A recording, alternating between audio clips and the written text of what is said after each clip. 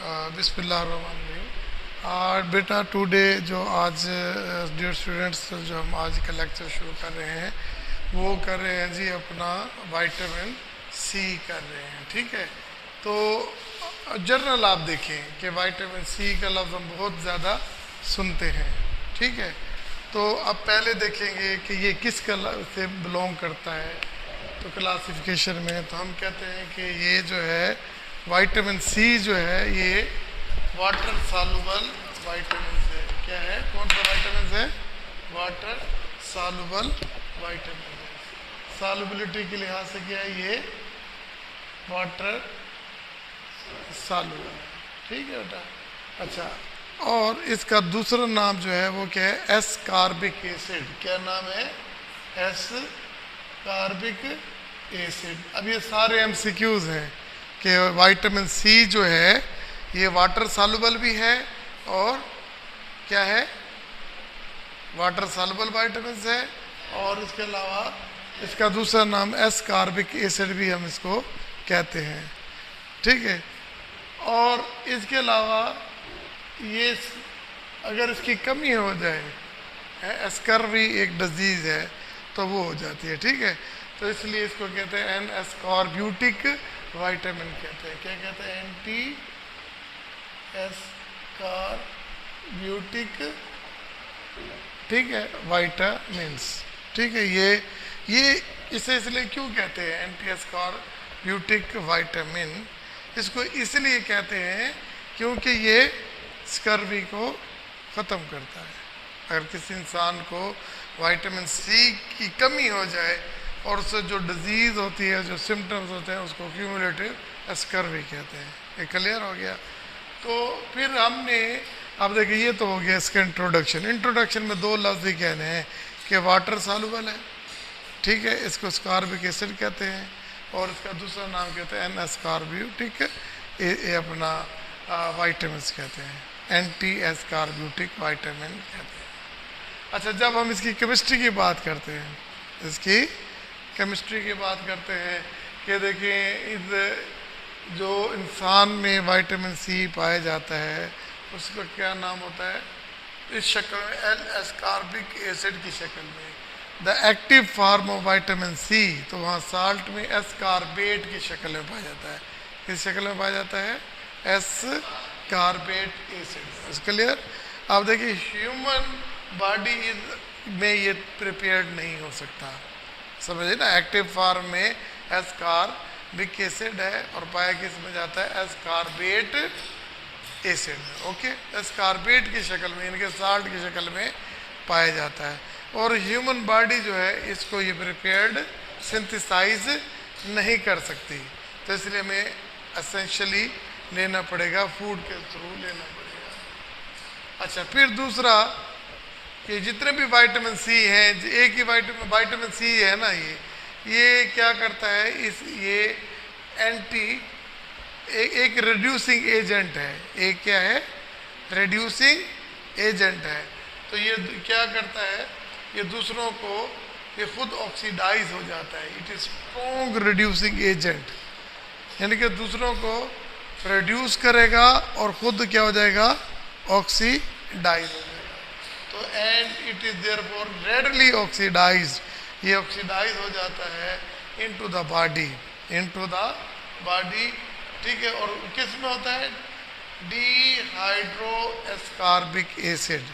Hydrogen निकल जाता है ना, तो ऑक्सीजन निकल जाती है, तो उसे क्या, हाइड्रोजन निकल गया, डिहाइड्रो एस्कॉर्बिक एसिड। ठीक है, क्लियर हो गया ना, जब इसकी ऑक्सीडेशन हो चुकी है।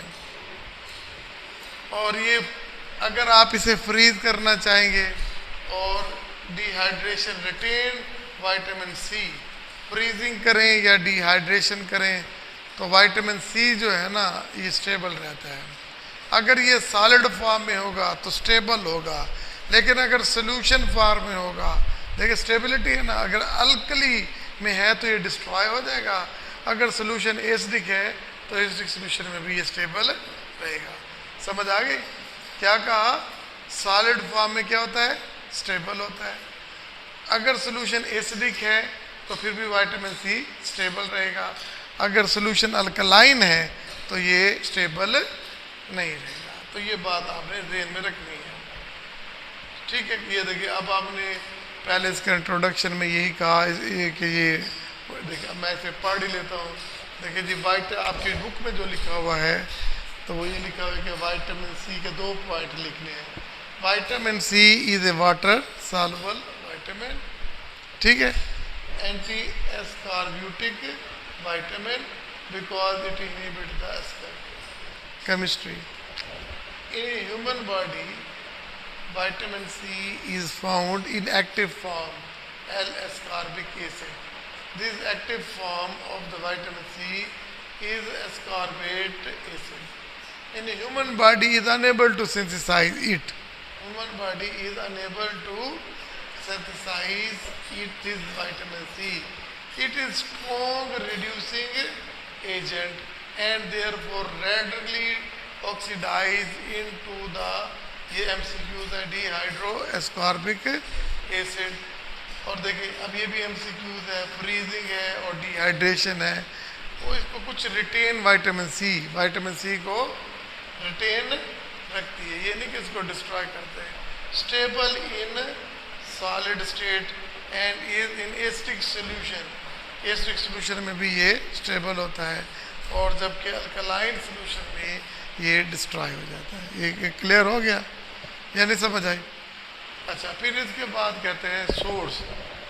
देखिए बेटा जब भी हम सोर्स की बात करेंगे कि भाई कहाँ कहाँ, देखिए सोर्स क्या हो सकते हैं, या तो एनिमल्स होंगे या प्लांट्स होंगे। ओके, एनिमल जो होते हैं ना ये गुड सोर्स नहीं है।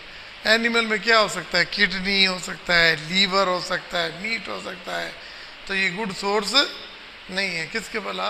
विटामिन सी है। जो इसका गुड सोर्स है वो है प्लांट्स। प्लांट्स में कौन से हैं? जैसे फ्रेश फ्रूट है, फ्रेश फ्रूट। अभी सिट्रस फ्रूट कहते हैं, क्या कहते हैं? सिट्रस फ्रूट्स कहते हैं। सिट्रस फ्रूट क्या होते हैं? ऑरेंज होता है, क्या होता है? लेमन होता है, और क्या होता है? हाँ, ऑरेंज, लेमन, गोवा, ठीक है ना, और एप्पल, ग्रेप्स, ये सारे के हैं, स्ट्रॉबेरी, ये सारे के सोर्स ऑफ विटामिन सी है। अब देखो 2 पॉइंट हो गए। केमिस्ट्री मोस्टली पेपर में वो नहीं पूछता, इसमें से MCQs आ जाता है। आप ये याद रखिएगा, NTS में जो सवाल होगा आपने उसकी तरह उसका जवाब देना है, ठीक है।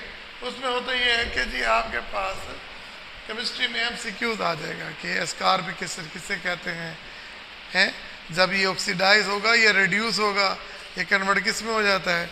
Dehydroxy ascorbic acid. तो इस तरह का सवाल आएगा, ठीक है। और सोर्स में एक ही लफ्ज़ आ जाएगा कि सिट्रस फ्रूट किसका सोर्स होते हैं, तो आप कहेंगे विटामिन सी का सोर्स होते हैं। और अगर कोई भी सिट्रस फ्रूट होगा वो कह देगा इनमें से किस में विटामिन सी पाया जाता है। उसमें एक लीमू लिखा हुआ है, लेमन लिखा हुआ है, तो आप कहेंगे लेमन जो है is a source of vitamin C. अगर वो कहेगा कि सॉलिबिलिटी स्टेबिलिटी की बात करेंगे, भाई सॉलिड स्टेट में तो ये स्टेबल होता है, और अगर सोल्यूशन फॉर्म में हो और सोल्यूशन एसिडिक हो फिर भी स्टेबल होगा। अगर सोल्यूशन अल्कलाइन होगा तो ये क्या हो जाएंगे?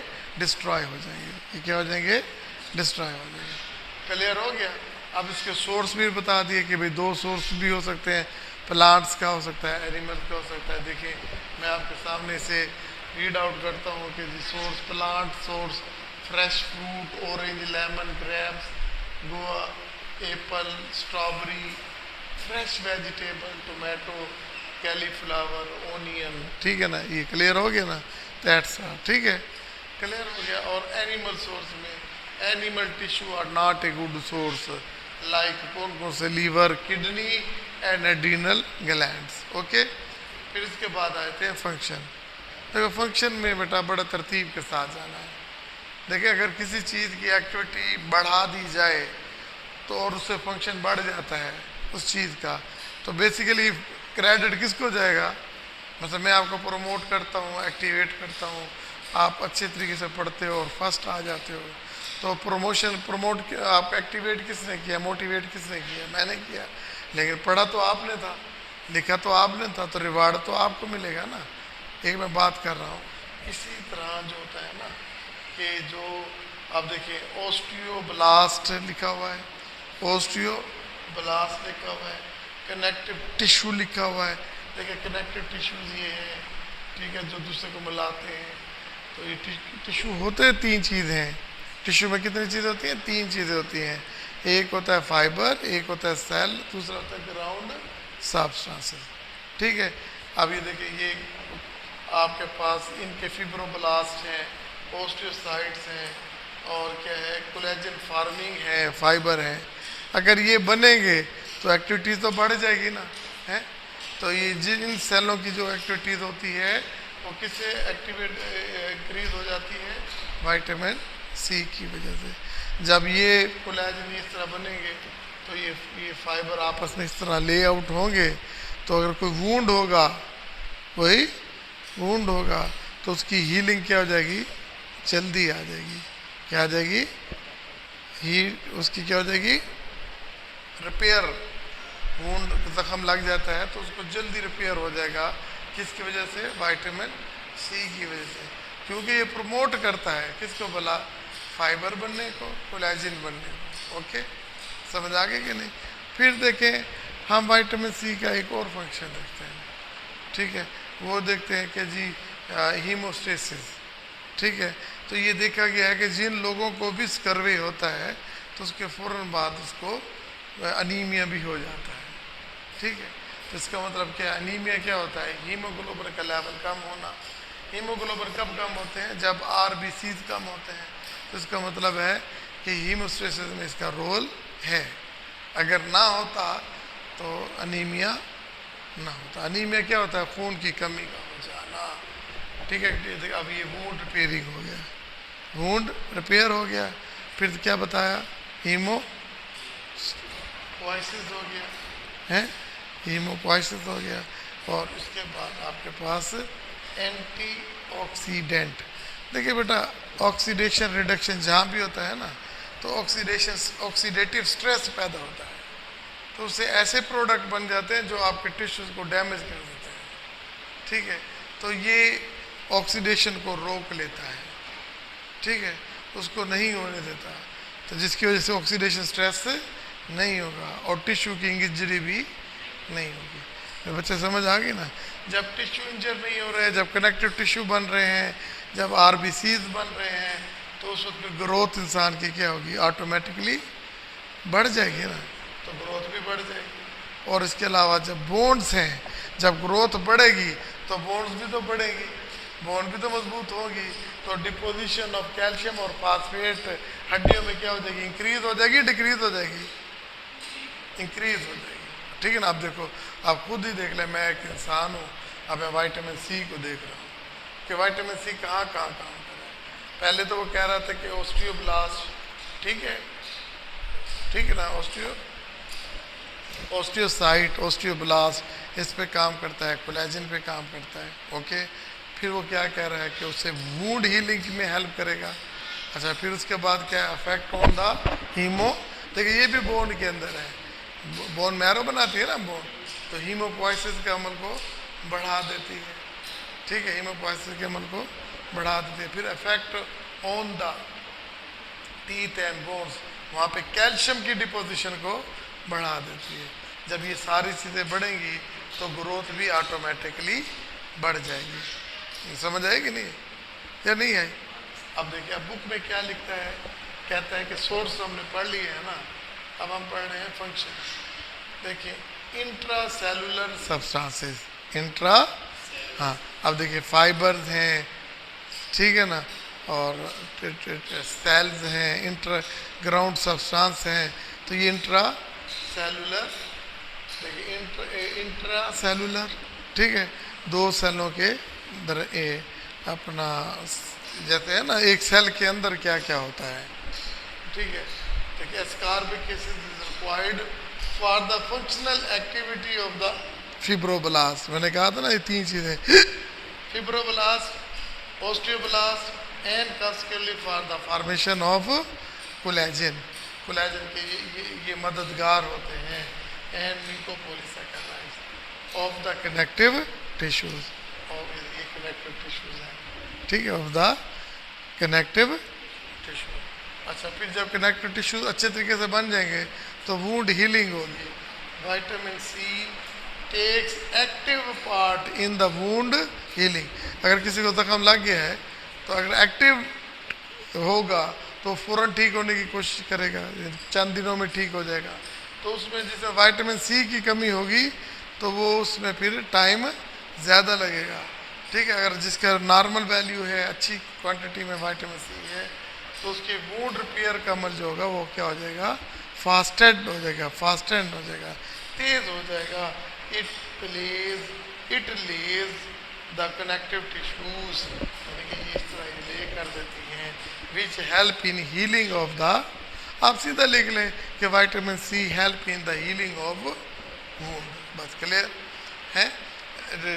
होम्योपोइसिस, ठीक है ना, vitamin C deficiency cause anaemia, ठीक है, सीधे से एंटीऑक्सीडेंट, ठीक है।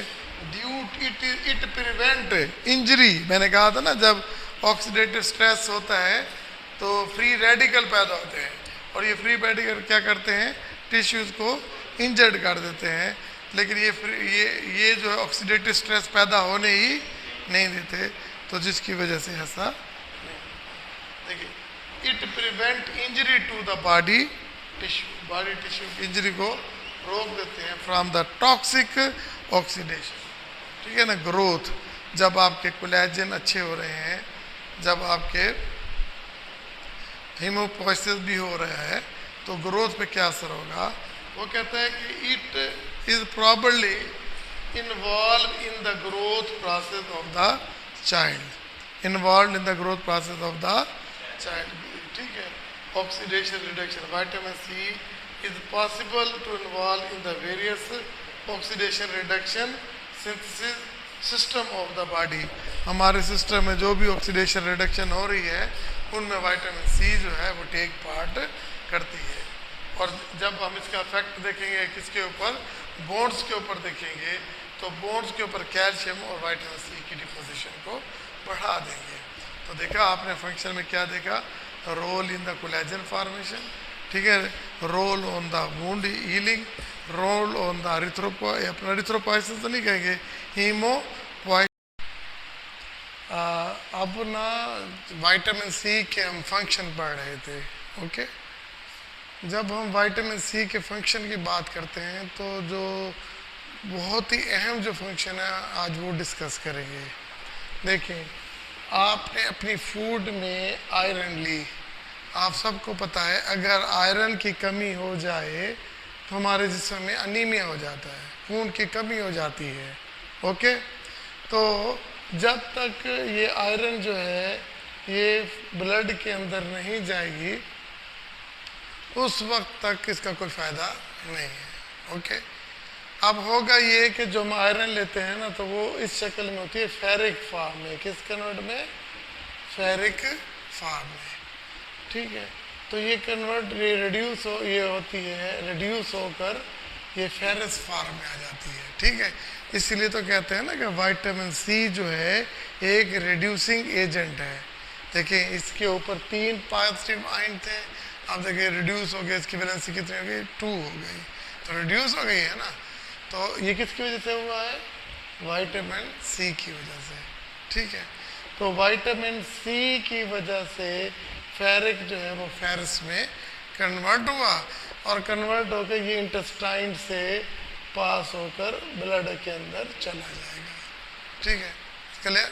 तो इसका मतलब है कि अगर आपके पास विटामिन सी की कमी होगी, आपके फूड में जो आयरन होगी वो भी एब्जॉर्ब नहीं होगी। ये पॉइंट समझ आ गया ना आपको। अच्छा, एक बहुत और इम्पॉर्टेंट है कि आपने एक लफ्ज़ सुना होगा मेगालोब्लास्टिक एनीमिया, मेगालोब्लास्टिक एनीमिया। ये इस किस्म का एनीमिया होता है कि इसमें हीमोग्लोबिन का लेवल कम हो जाता है, लेकिन जब हम इसे माइक्रोस्कोप में देखते हैं तो आरबीसीज का साइज़ बड़ा हो जाता है। ये निशानी होता है कि ये मेगालोब्लास्टिक एनीमिया है, मतलब मेगालोब्लास्टिक एनीमिया, ओके। ये B12 की कमी की वजह से होता है और फोलिक एसिड की डेफिशिएंसी की वजह से क्या होता है, मेगालोब्लास्टिक एनीमिया होता है। किसकी वजह से होता है मेगालोब्लास्टिक एनीमिया? किसकी वजह से होता है? फोलिक एसिड की डेफिशिएंसी और vitamin B12, vitamin B12। Okay, अच्छा अब ये क्या करता है, ये जो हमारे हम जो लेते हैं ना फोलिक ये एसिड, ये इनएक्टिव फॉर्म में होता है। ओके, तो जब इसके ऊपर विटामिन C काम करता है तो ये बन जाता है टेट्रा हाइड्रोफोलेट, टेट्रा हाइड्रोफोलेट, ये एक्टिव फॉर्म में है। तो इससे हमारे पास RBCs बनते हैं।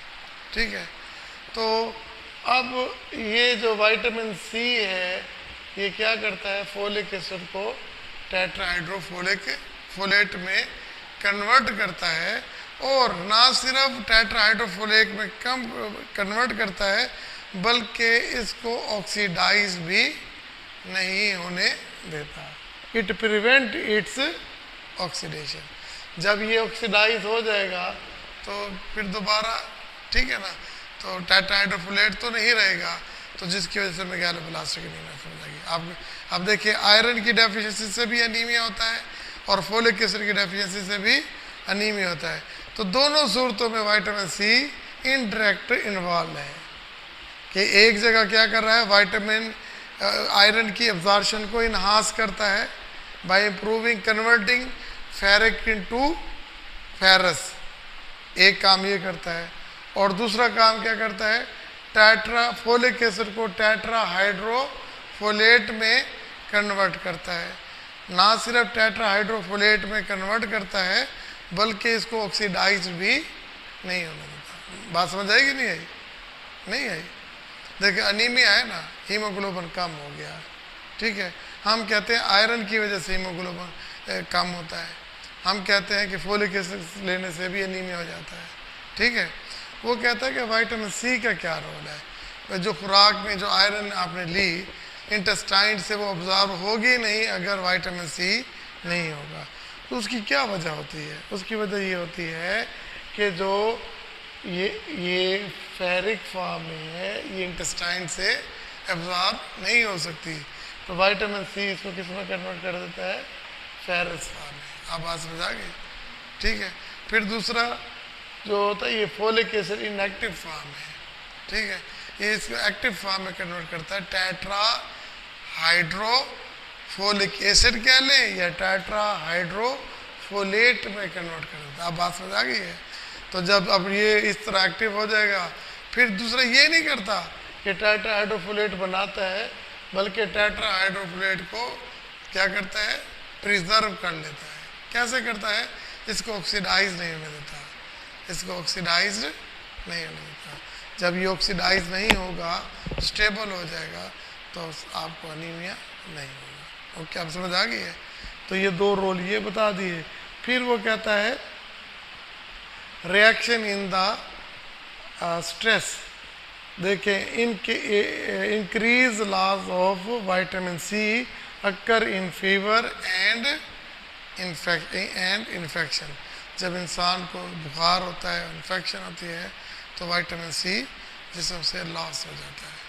अच्छा, फिर वो कहता है कि एक्ट एज ए को इंजाइम, यानी कि हर वो विटामिन तो को इंजाइम का काम करते हैं ना, तो यानी कि इंजाइम की एक्टिविटी को बढ़ा देते हैं, तो इसलिए vitamin C act as a coenzyme for liver esterase. Liver में जो एस्ट्रेज इंजाइम होते हैं ना, उनके साथ ये को इंजाइम का काम करते हैं। क्लियर हो गया?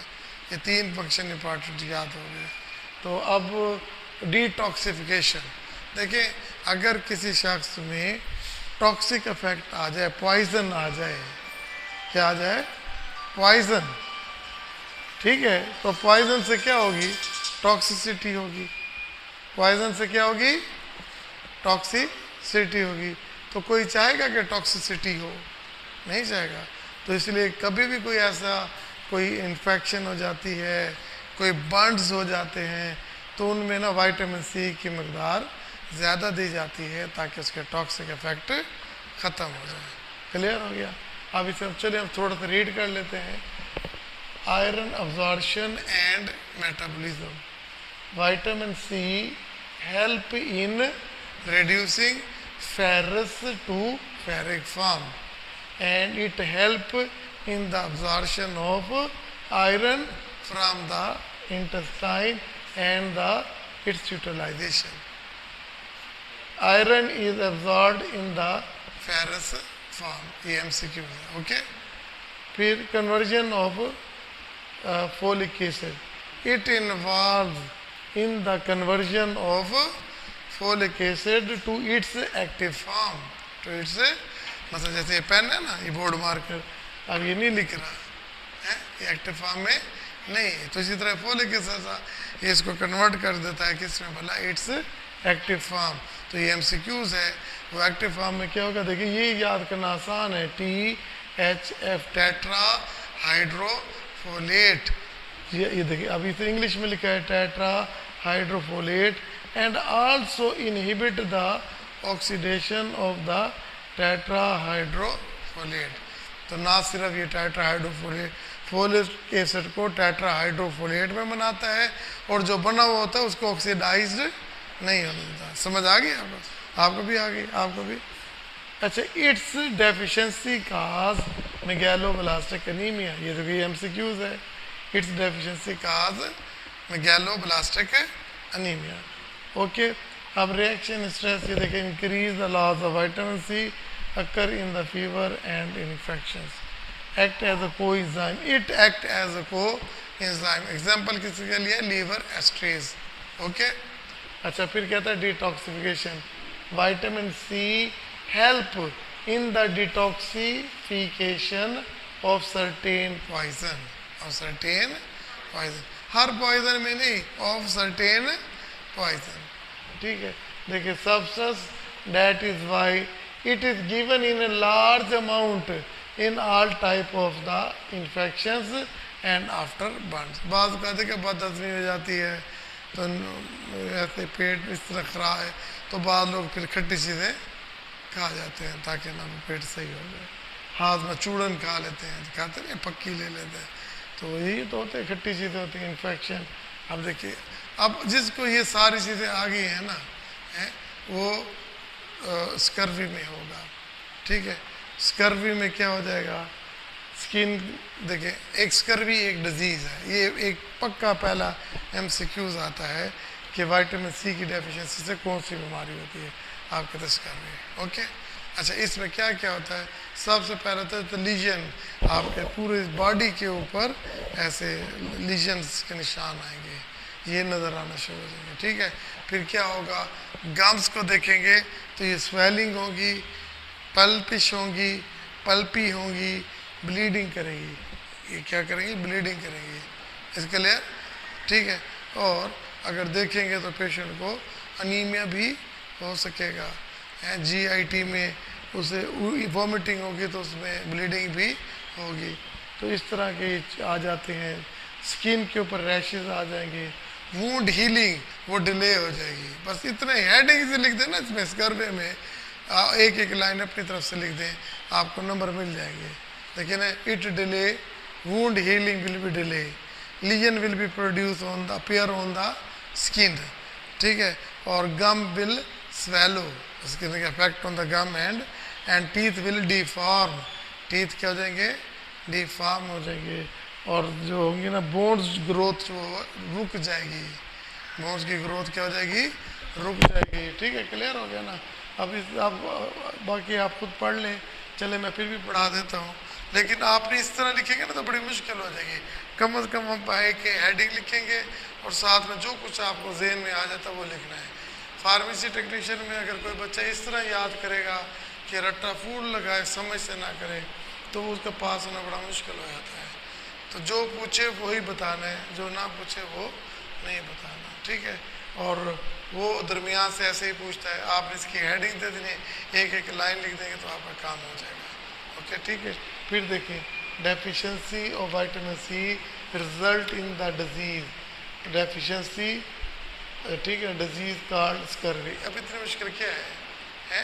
Vitamin C deficiency cause a disease scurvy है।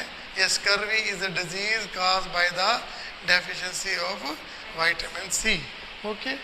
अच्छा, many of the symptoms can be attributed. अब ऐसे लिखने की क्या जरूरत है, many of the attributed and following symptoms having following, हाँ, due to the collagen synthesis की डेफिशिएंसी हो जाएगी, decrease value of collagen synthesis, it bear following sign and there are following symptoms. यहाँ क्या लिख देंगे, there are following sign and system. Okay, देखिए क्या होगा, हीमोरेज टेंडेंसीज, हीमोरेज यानी कैसे उसके ऐसे खून के धब्बे धब्बे बन जाएंगे, disruption of the adventitia media and the basal lamina of the blood vessel. ये ब्लड वेसल की लेयर्स है ना, उनमें क्या हो जाएगा, रप्चर हो जाएंगी, तो क्या हो जाएगा, वेसल वेरी स्मॉल और लार्ज हीमोरेजिक लीजन, तो haemorrhagic lesion on the skin will be appear where on the body bleeding, और कुछ जगह पे बॉडी में ब्लीडिंग होगी, usually occur from the mucous membrane of the mouth, mucous membrane of the mouth, mouth में से, मैंने पहले कहा था ब्लीडिंग कम कहा था ना, तो म्यूकस मेम्ब्रेन से खून निकलना शुरू हो जाएगा, एंड द जीआईटी से भी यूरिनरी ट्रैक से भी एंड स्किन में भी इस तरह हीमोरेज में काज डेथ, इस तरह में काज डेथ भी हो सकती है। ओके, यानी कि एपिथेलियम में खून बाहर निकलना शुरू हो जाएगा। अब कहता है वुंड हीलिंग, मैंने क्या कहा था लिखने की, delay white wound healing will be delayed. क्यों डिलेड होगी, तो उसके लिए कोलेजन चाहिए होता है, हैं, क्या चाहिए होता है, कोलेजन चाहिए होता है, कनेक्टिव टिश्यूज फाइबर चाहिए होते हैं। अब वाइटामिन इसकी डेफिशिएंसी से उनकी सिंथेसिस रुक जाती है, जिसके वजह से वुंड हीलिंग भी डिले हो जाएगी। देखिए आपने क्या लिखा है, failure of cells to deposit collagen fibrils and intracellular substance result in the delayed healing wound, बस इतना लिख देना है, डिलेड हीलिंग यहाँ से लिख देना है, ठीक है, क्लियर हो गया। फिर लिखा टीथ एंड गम, जो जो याद हो जाए, देखिए इतने मुश्किल लिखा हुआ है, हैं, आपने क्या लिखना है, ब्लीडिंग गम हो जाएगा, swelling, pulpy, swelling, pulpish and bleeding will be occur and the teeth will be deform, इस तरह लिखना है। आपने मजीद इतना मुश्किल नहीं लिखना। शोर निक्रोटिक चेंज, उसके दाने से चेंजेस आ जाएंगे, गलना सरना हो जाएंगे, स्पॉन्जी बन जाएंगे, बुरबड़े हो जाएंगे, हैं, एंड जैसे छोटे बच्चे नहीं होते, एंड पल्पिश गम्स, रेडनेस, अल्सरेशन, जैसे मुंह में ऐसे जख्म हो जाते हैं, अल्सरेशन हो जाएगी, एंड ब्लीडिंग टेंडेंसीज, ब्लीडिंग हो जाएगी, टीथ बिकम लूज, दांत लूज हो जाएंगे, फ्रेगाइल, बुढ़ना शुरू हो जाएंगे, माइट बी फॉल, गिर भी सकते हैं। देखना अब इतने मुश्किल से लेके बाहर है तो सही ना, अब इनमें से एमसीक्यूज आ सकते हैं, तो इसलिए रीडिंग का ये मकसद होता है कि आपको अच्छे तरीके से समझ आ जाए। देखिए स्किन चेंजेस, देखिए फोलिकुलर हाइपोकैरोटोसिस, और स्किन के ऊपर जैसे है ना, स्किन सख्त हो जाएगी, बेरौनक हो जाएगी, और इस तरह रफनेस से कैरोटीन की जो है ना डेड सेल की डिपोजिशन ज़्यादा हो जाएगी, लचक वगैरह कम हो जाएगी, ठीक है ना, and specially in the region of upper arm and back of the shins, इनके ऊपर ऐसा होगा। बोन की ग्रोथ क्या होगी, there the retardation in the growth of the bones, bone की रिटार्डेशन हो जाएगी। अब देखिए सारे, आप बाल से शुरू होते हैं, फिर बाल हो गई, स्किन हो गई, आपका माउथ हो गया, ठीक है, फिर आपका जीआईटी ट्रैक हो गया, ठीक है, आपके स्किन हो गए, ठीक है ना, और बोन्स हो गए, ठीक है, इनकी ग्रोथ में ये सारा कुछ वो बता रहा है। और एट द एंड वो आपको कहना चाह रहा है कि जीआईटी गैस्ट्रोइंटेस्टाइनल में क्या चेंजेस आएंगी, हेमेटोएमेसिस होगा, और नर्वस सिस्टम में क्या होगा, देखिए उसका जो दिमाग है ना वो सही तरह काम नहीं कर सकेगा, coordination of the neuromuscular junction में डिस्टर्बेंस हो जाएगी, न्यूरोमस्कुलर जंक्शन में एक्टिव नहीं होगा। नॉन स्पेसिफिक सिस्टम, ये ज़रूरी नहीं होता कि ये सिम्टम हर एक में हो, किसी में विटामिन सी की वजह से ये सिम्टम्स भी हो सकते हैं, जैसे वीकनेस भी हो सकती है, इरिटेबिलिटी, अपना बेचैनी हो जाना, ये इस तरह के, और एनोरेक्सिया भूख का ना लगना, वेट लॉस हो जाएगा, रेस्टलेसनेस बेचैनी हो जाएगी, ड्रोजनेस हो जाएगा, और एक्साइटेड चिड़चिड़ापन हो जाएगा, एक्साइटेबिलिटी। यानी कि ये ज़रूरी नहीं होता कि जी विटामिन सी की वजह से हर एक को जिसको कमी हो जाए वो एक्साइटेड हो जाए, हैं, वीकनेस हो, फटीग हो उसके अंदर, ठीक है ना, और कोऑर्डिनेशन में कमी आ जाए, डिजीनेस हो, ड्रोजीनेस हो। तो इस तरह की जो सिम्टम्स हैं ना, किसी के अंदर आ सकते हैं और किसी के अंदर नहीं आ सकते। तो ये विटामिन सी जो 5-6 विटामिन हैं ना, वैसे तो बहुत ज़्यादा हैं, तो जो बहुत इंपॉर्टेंट है पहले हम वो करेंगे, फिर बाद में दूसरे करेंगे, ठीक है ना। अब vitamin C one of the most important long as well as short question of NTS paper, okay. तो इसे बड़े एहतियात से करना, बेश हेडिंग्स ज़रूर याद करना, जितना हो सके उसे बस मुख्तसर एक्सप्लेन करके मैं क्लोज कर देना, ओके। अल्लाह हाफिज़।